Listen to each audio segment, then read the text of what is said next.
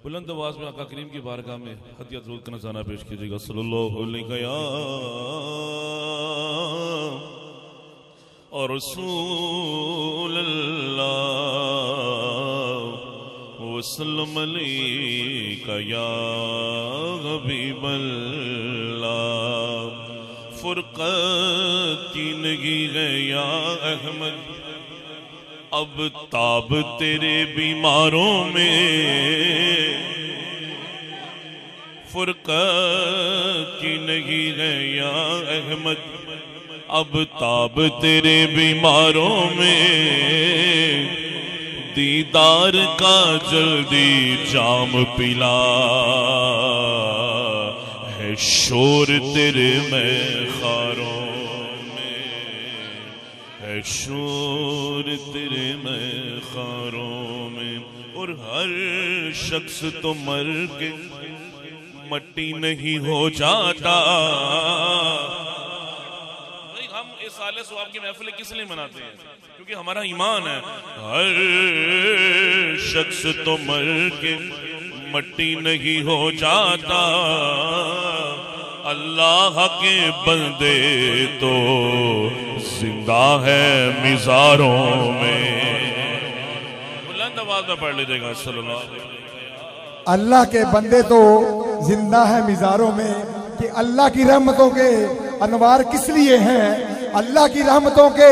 انوار کس لیے ہیں ہوتے ہوئے مسیحا کے بیمار کس لیے ہیں اگر مشکلیں نہ حل ہوں تو یہ دربار کس لیے ہیں اگر مشکلیں نہ حل ہوں تو یہ دربار کس لیے ہیں مجرم نہ بخشے جائیں تو سرکار کس لیے ہیں کہ اللہ کے بندے تو زندہ ہے مزاروں میں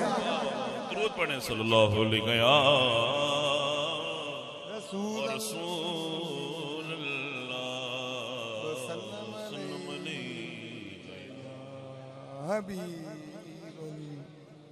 حاضری کا آغاز اللہ کی حمد سے کروں گا اور حکم بھی مجھے سلمان بھائی نے کیا بڑا پیارا کلام امام نے لکھا وہی رب ہے جس نے تجھ کو ہمتن کرم بنایا ہمیں بھیک مانگنے کو تیرا راستہ بتایا تجھے حمد ہے خدایا ہم تجھے حمد ہے خدایا تجھے حمد ہے خدایا تجھے حمد ہے خدایا مل کے اللہ کی حمد بیان کریں تجھے حمد تجھے حمد ہے خدایا تجھے حمد ہے خدایا اور وہ کنواری پاک مریم وہ نفخت فیہ کا دم وہ کنواری پاک مریم وہ نفخت فیہ قادم اے عجب نشان اعظم امام کہتے ہیں عجب نشان اعظم جبریل نے امین نے دم کیا اور حضرت عیسیٰ علیہ السلام اماں مریم کی شکم مبارک میں آ گئے عجب نشان اعظم بنا باپ کے پیدائش اے عجب نشان اعظم کہتے ہیں مانا بڑے تعجب کی بات ہے مگر آمینہ کا جایا وہی سب سے افضل آیا وہی سب سے افضل آیا وہی سب سے افضل آیا تجھے حمد ہے خدایا